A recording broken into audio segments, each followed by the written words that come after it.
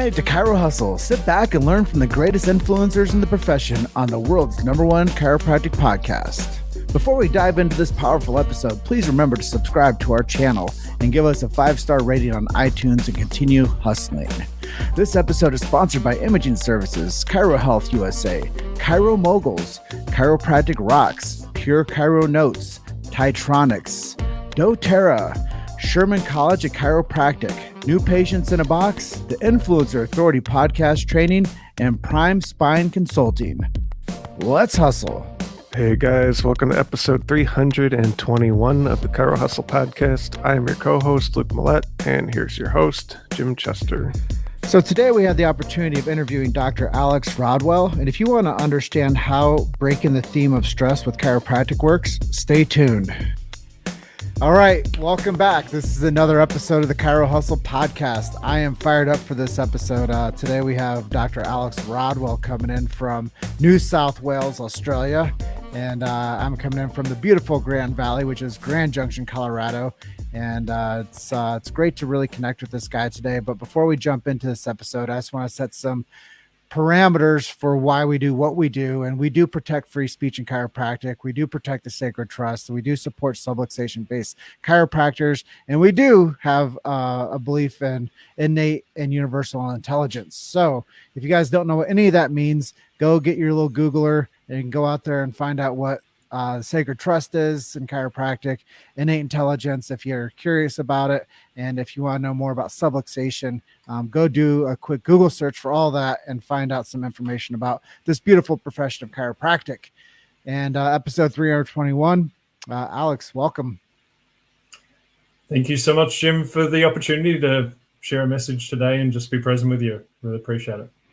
Well, I've seen you on this massive journey of self-discovery and taking care of yourself better as a practitioner. So I was really wanting to talk more about that today. But before we get into that part of getting to know you, why don't you share with people a little bit about your chiropractic story and what inspired you to be a part of this beautiful profession? Would love to. My chiropractic journey really started when I was about 8 years old. So prior to that, I'd had, a lot of challenges, a lot of health challenges. I'd had asthma, allergies, bedwetting. I didn't really understand what it was at the time, but reflecting back, anxiety as well. And my parents had taken me around to 6 different specialists. None of them really had any true answers about what was going on. Many of them would have a diagnosis, but none of them really were getting to the cause of what was going on. And so if you were with me back then when I was 8, so 30 years ago, my parents and I were sitting in this 6 specialist office that we went to. And if you can imagine it, it's kind of like a very learned man behind a very big desk. And then myself and my mom and my dad sitting there, and this specialist got through saying, we could do surgery to help you. And I remember looking over to my parents going, that sounds pretty extreme. And so we walked out of that consult, and I looked up at them and they looked down at me, and we were just it was unspoken, but we just don't think this is the way. And so eventually we got a recommendation through a friend of a family friend to go and see a chiropractor. And that's where my chiropractic journey started. When I was with that last specialist, it literally felt like there was, I don't know, do you remember those old school bank tellers where you had that thick glass between you and that other person? Mm-hmm. It's literally what it felt like that day. And so when we went to this chiropractor, I just remember a distinctly different feeling. There was a sense of warmth and a sense of connection. And very quickly, Dr. Malcolm Hutchison found that my atlas was out of alignment. It wasn't just a little bit out of alignment. It was 23 degrees out of alignment. It was putting pressure on my brainstem. And he just explained to me as a young kid, hey, Alex, which part of your body do you not want good nerve supply to? And I was like, well, it'd be good to have good nerve supply to all of my body. So at at the age of 8, like somehow I got it. It just kind of innately rang true to me. And so that was my initiation into chiropractic. Within several months of going to see Malcolm, my body just changed so much. And I remember actually that first adjustment, I was like, wow, I can actually breathe.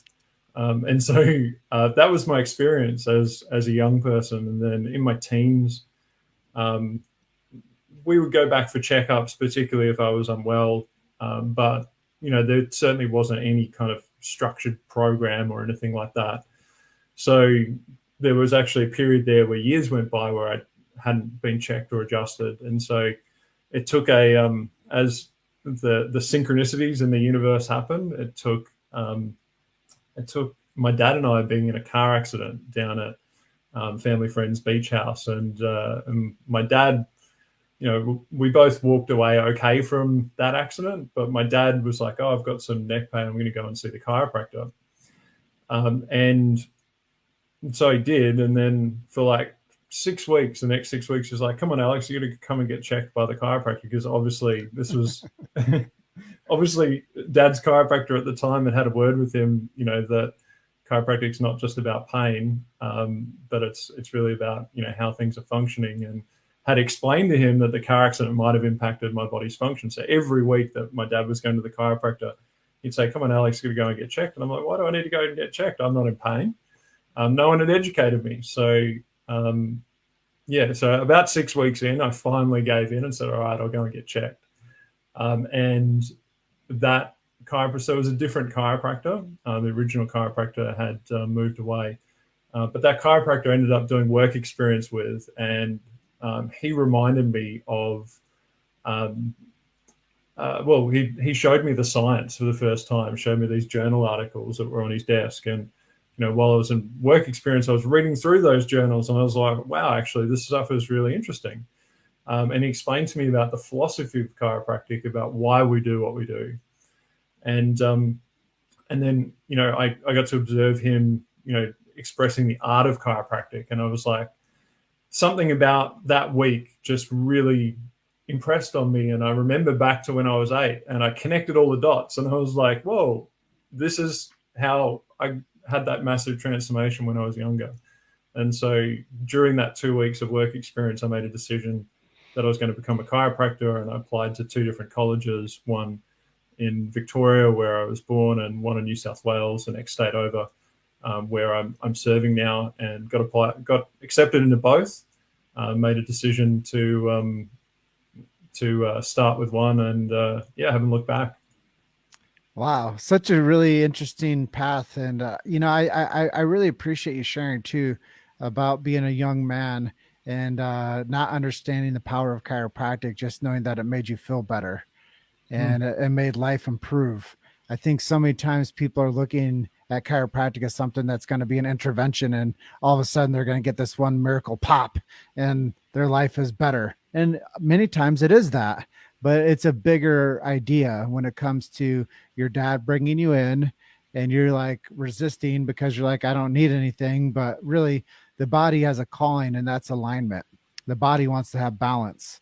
And whether we know that or not, the body will eventually tell us with symptomatology that something has to be happening inside of us, that a chiropractor and the subluxation complex is happening, and the chiropractor can check that and adjust that and allow the body to go back into the balance of health, which so many times people are always searching for this miracle of homeostasis, which that's, a really cool place to get to, but it takes trust in one's innate ability to heal.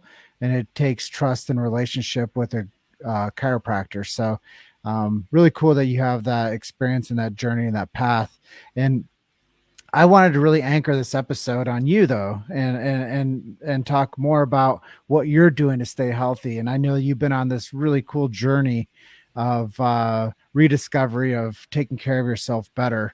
After 15 years or 14 or whatever years being a practitioner, something was like a light bulb moment for you that told you to start paying attention to your own health a little bit better. Would you mind sharing with our audience today about what you're doing to take care of your body better?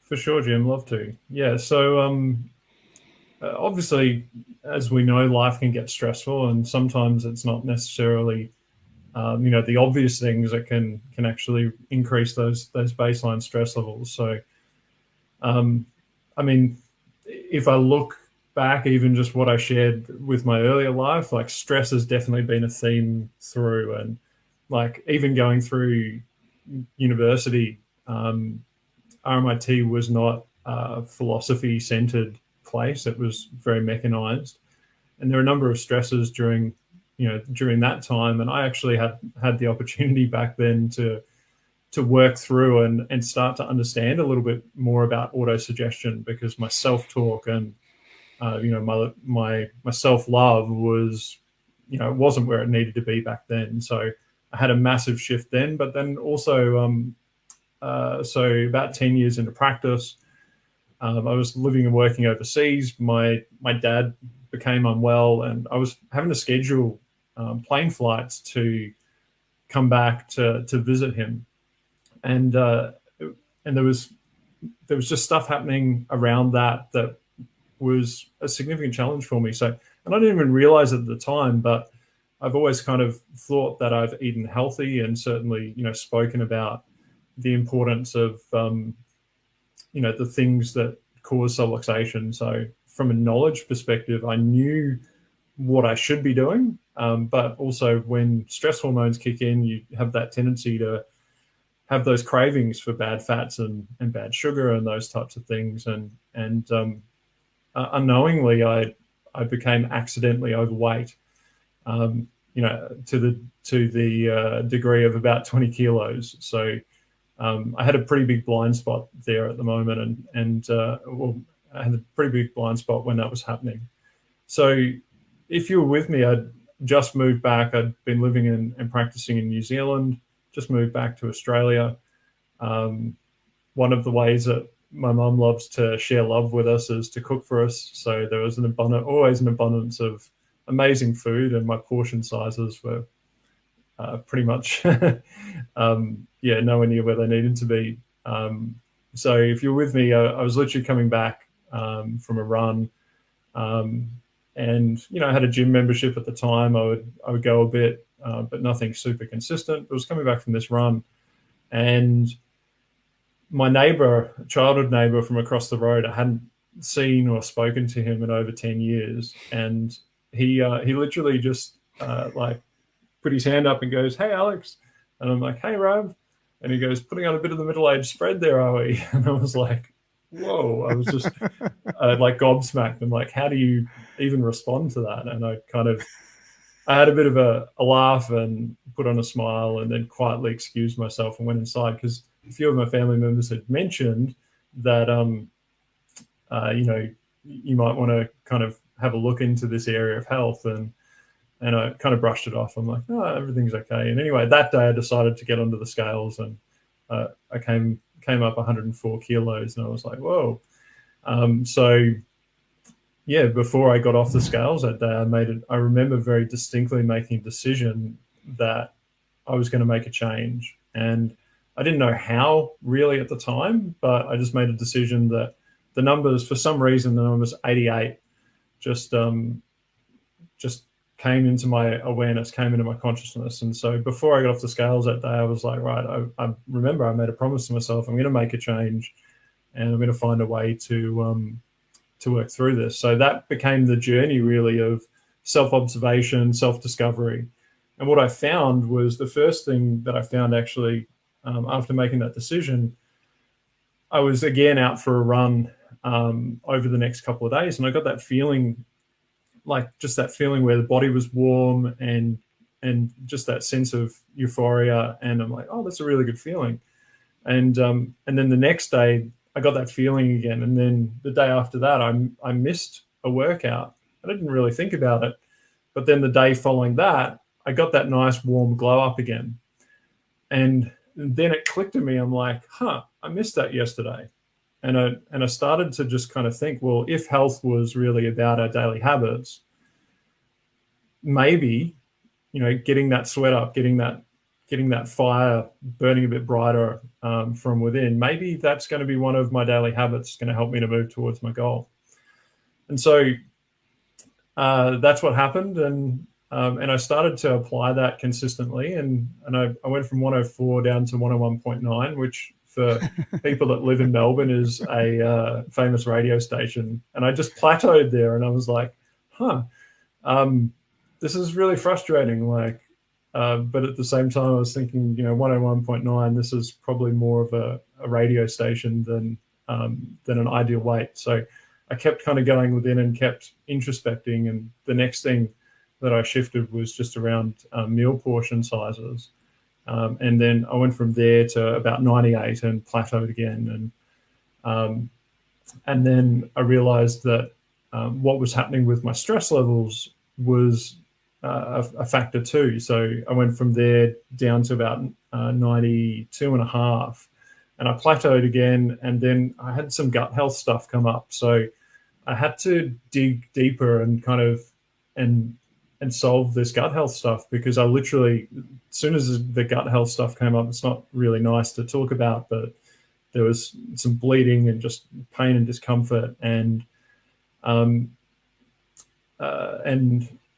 just family history of some wheat allergies and stuff that I'd never really looked at seriously, but that situation really forced me to have a look at it. And the moment, so that plateau actually kind of ballooned out to things heading back up to about 98. And then the moment that I actually addressed the gut health stuff, I was able to start to move with those daily habits quite consistently to where I wanted to be. And so I found that there is a synergy between those daily habits. And it's not just, some people, when they think of health, they think of, moving well. Some people, when they think of health, they think of eating well. Or some people, when they think of health, they think of, just meditation. What I found was there was a real synergy between those three. And if I could answer yes to getting each of those three main pillars, and obviously keeping my body well adjusted, but those three main pillars, eating well, moving well, and managing my stress levels, if I could say yes to all three of those, I found that my weight was moving towards where I would love it to be. And I also found if I could say yes to two of those, I would kind of maintain where I was at. But if I could only say yes to one of those or none of them, I found if that's where my habits were for that particular day, I found that I would be going backwards. And so it was a real awakening to me about the power of daily habits. And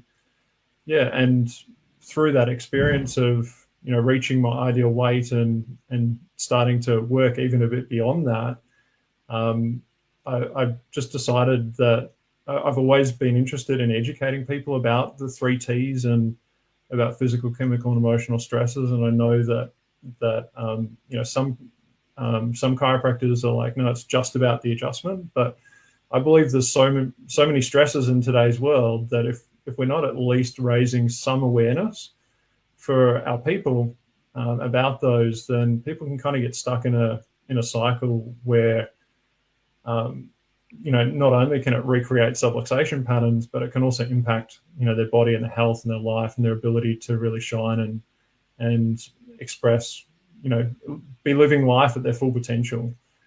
That's been some of my journey. You've made it to Chiro Hustle. Sit back and learn from the greatest influencers in the profession on the world's #1 chiropractic podcast. This episode is sponsored by Imaging Services, Chiro Health USA, Chiro Moguls, Chiropractic Rocks, Pure Chiro Notes, Titronics, doTERRA, Sherman College of Chiropractic, New Patients in a Box, the Influencer Authority Podcast Training, and Prime Spine Consulting. Let's hustle. I think there's a lot to be said still about what your journey is, and maybe you could share with people kind of a snapshot of what a day in the life looks like for you to practice these healthy habits and to maintain this consistency that you speak about. For sure. So for me, it depends as to whether I'm serving in a morning shift or an afternoon shift in terms of the actual timing of it. But what I've found is this year, what I've done is put together an app that people can connect with. And basically what it does is it runs through those pillars. And what I encourage people to do is to ask these things called essentially they're quality questions, but I've called them cardinal questions. So essentially it's a reflective exercise at the end of the day to be able to look back on the day and to ask myself, did I get a sweat up? Did I eat well today? Did I manage my stress levels today? Did I sleep well today? Did I maintain a positive mental attitude, a clear mental image in terms of, all aspects of the things that are important to me, for my body, for my health, for my life. And what I found is if I can sit down at the end of the day, before I do a bit of meditation, and just run through those questions and literally just kind of mentally tick them off, or now within the app actually be able to click on the tracking button and literally go in and make a catalog of those things. What I find is that knowing that I'm going to ask those questions at the end of the day is a massive motivator to just find time to make it happen. And so I will often, if I'm serving in the afternoon, I'll often get some morning exercise in. I love that feeling just first thing in the morning of getting that blood flowing. If I'm serving in the morning, I'll often get some exercise in kind of pretty much as soon as I finish serving. When I get home, I'll get changed and head out. But what I find is the process of habit hacking, of actually like literally stacking the habits together. So for me, when I go and exercise, that's also part of, I set up a kind of a rhythm with my exercise and then what I'm going to do straight after that. And it becomes almost like just a habit that's neurologically ingrained in that, all right, I'm going to, put something in the oven that's going to be nutritious. It's kind of going to be ready when I come back from my exercise. and that way, you start to stack those habits together and you find that you're fulfilling, rather than it kind of being, 3 or 4 or 5 separate things that you're doing, they start to kind of almost merge into one. And I found that that's really helped me to, being creative in the ways that I put those habits together.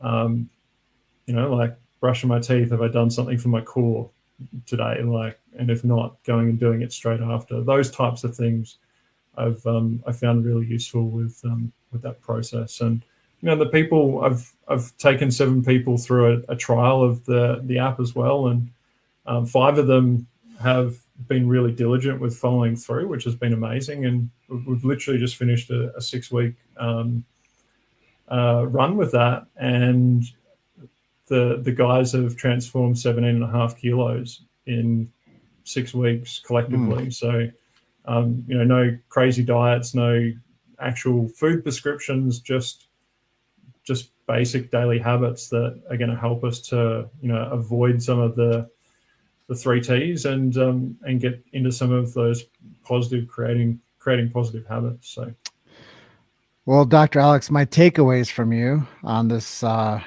this transformation that you've been on is portion size is important. Accountability to self is paramount. Yeah. Consistency on a day-to-day basis, with revelation at the end of the day, is massive.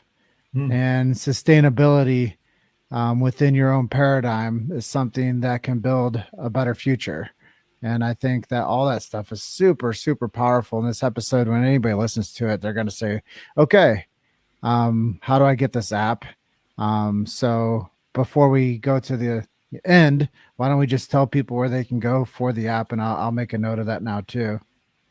Sure. Do you guys have some show notes or something? Oh yeah, we'll put this with your pull quote and everything. Yeah, for sure. So you can download. So essentially, the app will be going native probably within the next, I'd say, 4 to 5 weeks. Mm-hmm. So what I'll do is I'll just put in the show notes the exact steps and instructions, but essentially we're just hosting it through a third-party app at the moment. So you can go to Apple iTunes or Android store, download that third-party hosting app, search for Wellness Club, and you can get access there, make yourself an account, and probably just flick me a quick Facebook message or something like that as well, and I'll just make sure that we can get you all connected. Cool. Yeah, I think that'll be a great resource for people. We got about 8 minutes left of our interview today. Let's just talk a little bit more about you as the practitioner, and who are some of the people that inspired you besides these Dr. Malcolm early on and this other doctor? Who are some of your inspirations in the chiropractic profession? Maybe some heroes. Sure. So Dr. Malcolm Hutchison got me started. Dr. Richard Martin for dragging me in and and educating me. Super grateful. Dr. Brian Kelly, who was practicing in Melbourne at the time that I was at uni, sat me and a bunch of first-year chiropractic students down and gave us our first ever proper hour to health, and really introduced me to some of the deeper chiropractic principles. So I'm super grateful for Brian's work, who went on to be president of NZCC and then Life West. He also introduced me to Dr. DeMartini. And I would say for sure could not go past mentioning James Sigafus, who came to speak at our university, and I had the opportunity to go up and do a gathering with him, and just his embodiment of the truths and the principles of chiropractic, and the way that he just lived and breathed the human potential, and just the way that he helped to unlock that for people was an amazing inspiration for me.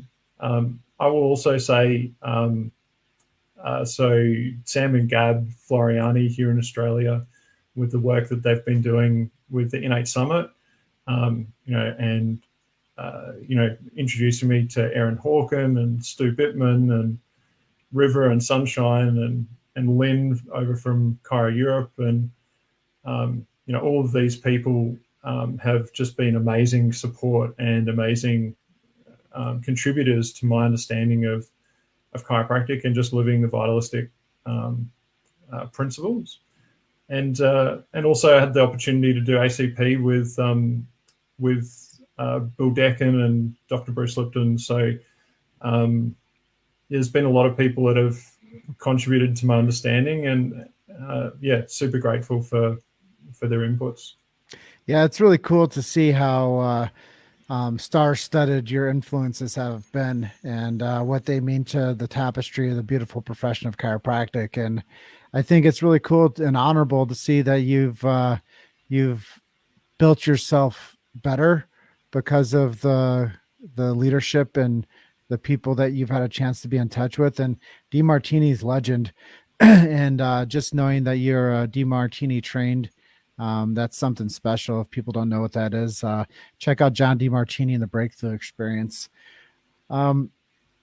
Just a little bit more about you. I'm very curious. What are you reading right now? What are you listening to? And what are some of your hobbies? For sure. So the one book that I've been tuning into for quite some time is Dr. Joe Dispenza's Becoming Supernatural. I've got that on audiobook. I've also got the hard copy, and there's just so many layers of depth in there. I'm finding every time I listen to another bit of it, or have a look at some of the diagrams, there's just another level of depth that comes out that I can bring into my meditation framework of understanding meditation. Hobbies wise, I love archery. I've rekindled my passion back to that sport of having competed at quite a high level when I was younger, and then just life getting super busy. I've got a home club that's within an hour of where I'm based here, and when I can, I get up there and just sharpen the saw. So love that. Just living the innate wellness lifestyle is something that I love. I think it's beyond a hobby. it just feels so good to be, I feel, we have a body and a mind and a soul, and I just feel so blessed to be able to invest, from that developmental consciousness perspective, that everything we're doing, everything that we're thinking, every conversation that we have, every book that we read, that is literally evolving who we are. And so I guess I just love to, as much as possible, live life with an open heart and follow the synchronicities. And I love time in nature, and I feel that we're here for an important reason at this time. So. Well, let's close out with the miracle story. It's one of my favorite questions to ask to anchor in these episodes. So if you could just share with me something that maybe you experienced over your 14, 15-year career, that'd be awesome. Love to, Jim. So my mind literally goes in a number of directions at once, but I'm settling to a time that I was serving in India. So I was there on a mission trip with Life West. And for anyone that's ever been on one of those mission trips, it's pretty extraordinary. We arrived as a delegation. I think there were 67 chiropractors that came from literally all four corners of the globe. And we arrived on the first day with this tent and table set up. And it was literally like 300 people out the front of this tent just waiting to get checked. And so all day, every day, like as much as you possibly could do, there were people there that would otherwise really not have the opportunity to get checked for subluxation. And so people would come in from that line, they'd have a lay lecture, and then they'd come in and they'd get adjusted. And there was a translator there, so if you needed to chat with someone about where they were at, you could do that. And I distinctly remember, I think it was about the third day, this young guy comes in, and his parents were with him, and the translators there, and the boy just really looked like almost semi-lifeless.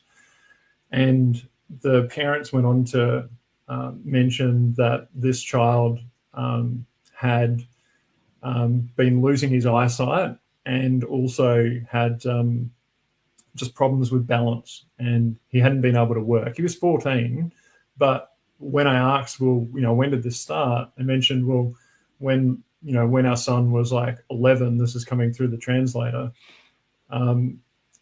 He was working basically just manual labor, where people were throwing bags of wheat, 20-kilo bags of wheat, off the end of a truck, and this 11-and-a-half-year-old was standing there catching these bags of wheat. And anyway, towards the end of this particular day, he'd been doing it for quite some time, but towards the end of this particular day, he got tired. And when he looked up to catch this next bag of wheat, for some reason, he didn't lift his arms, and this bag of wheat just literally like crushed the side of his head. And that's when his vision problems started. And so I checked him, and his C2 was what I would refer to as DBR, which is probably not super kosher, but it stands for dog balls right. It was literally like one of the most subluxated C2 segments that I've palpated in my entire 15 years. And so I was like, when I felt it, I was like, whoa, like, and I'm motion palpating. I'm like, is this subluxated or is this like dislocated? Part of me on the inside was like, I'd love to take an X-ray. And that was kind of like the part of me that went through a mechanistic uni. I was like, well, I don't want to, there was kind of all of those fearful thoughts. And then the other part of me was like, well, where else is this guy going to get checked and adjusted? And so I checked him, and I said through the translator, your son is very, very subluxated, and I don't know whether this adjustment is going to help your son or potentially even make things worse. I don't know. But what I do know is that right now there's significant pressure on his brainstem. I think I may be able to help, but I just don't know whether what I'm about to do is going to help him or or make things worse. But I'm happy to do my best if that's what you want me to do. And his parents just said, yeah, well, we just trust you, like whatever you think is going to be best. And I was like, okay. So anyway, I set up. I went through this point where my mind was kicking in, and then I went beyond my mind, and then this adjustment just moved through me. I don't even know where it came from. But this young boy stood up and kind of found his balance, and I said, look, I'd love you to come back. I will need to check you, tomorrow or at the very latest the day following. So I said to the translator, can you get this guy a pass so he doesn't have to wait in line?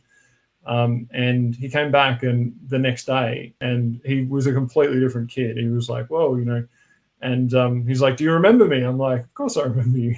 And through the translator, he said that not only has his sight returned, but his balance had improved. And like for the first time, he was actually just feeling free since this happened. And I was just blown away. And in that moment, it was a really heart-to-heart moment.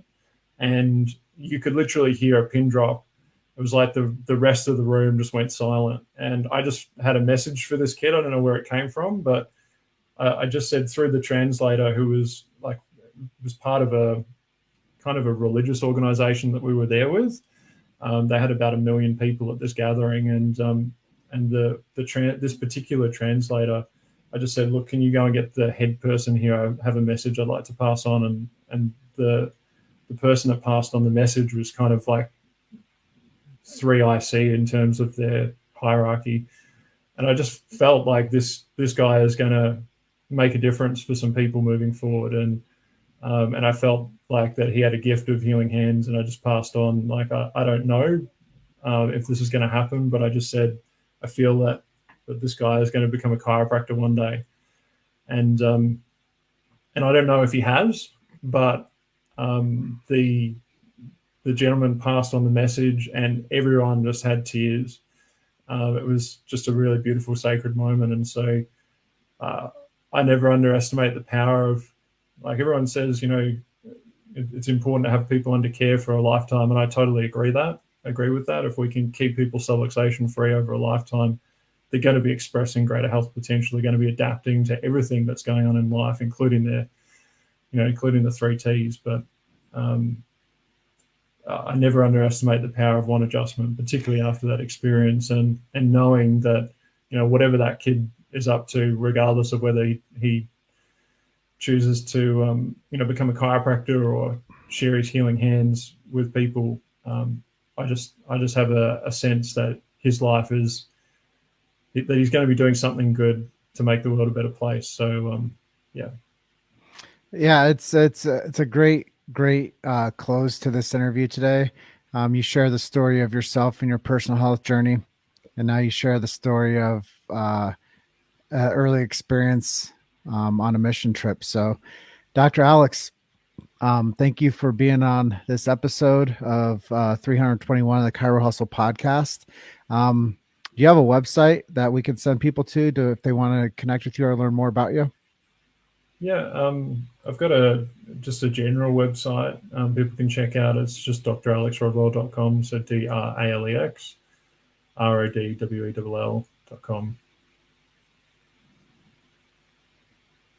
All right. Well, I appreciate so much you making time on your Wednesday morning and my Tuesday afternoon. Coming all the way over from New South Wales, Australia. And it's been an honor to have you onto the show and to be able to share your message. And I'm so thankful that we were able to have this connection and to bring together your message and our tapestry that we've been creating and sharing this big idea and this big message of chiropractic. So with that, I want you to have a great rest of your Wednesday day. And thank you for being our guest. Thank you so much, Jim, and thank you for this work that you're doing. It's really making a difference in the profession. So thank you. All right. Well, I look forward to connecting with you soon, and maybe one day I'll come over to Australia and hang out. Love that, man. All right. Well, cheers and bye for now. Cheers. All right. Thanks for listening to Chiro Hustle. Don't forget to subscribe and check back next week to continue hustling.